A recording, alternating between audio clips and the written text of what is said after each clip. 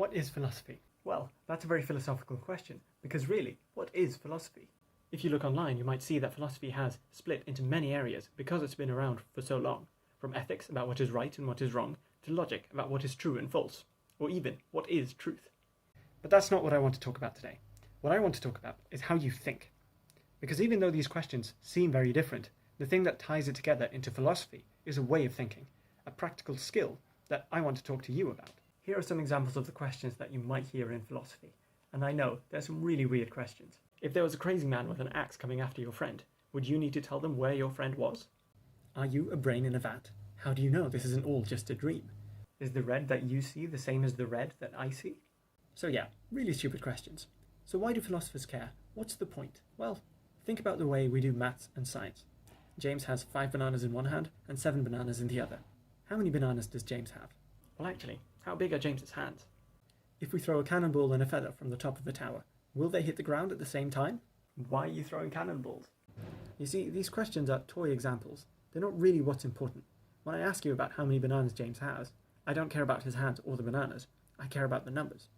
In the same way, when I ask about the cannonball and the feather, I'm asking about the way gravity pulls, not really about cannonballs. Philosophy is the same. We have these toy examples for really serious questions.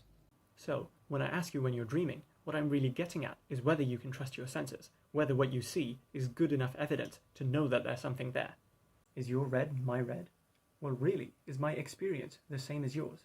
Or do you have thoughts, feelings, and colours that I could never see? And in all of this, the skill we are using, the way we are thinking, is philosophy. It's about starting from what we know, if we can know anything at all, and building up, step by step, making sure we get everything right. I think a lot of people see philosophy as vague or made up, when the most important things are precision and correctness. Even for something like ethics, you start with what is good. Then, how do we know if this action is good? Then, if this action is good, how do we make sure we do it best? At every step of the way, you must be logical and you must be precise. Ethics is the engineering, but logic is the maths, and all of it is philosophy. This is what philosophy does. It gives us a way of getting closer to the answers, or it helps us realize that there aren't any answers at all. Either way, we break the question down, work out the meaning, and solve every part, bit by bit, challenging, defining, and ultimately understanding the biggest questions we have ever asked, and we've been at it for a while. After all, what is philosophy, if not the love of wisdom itself?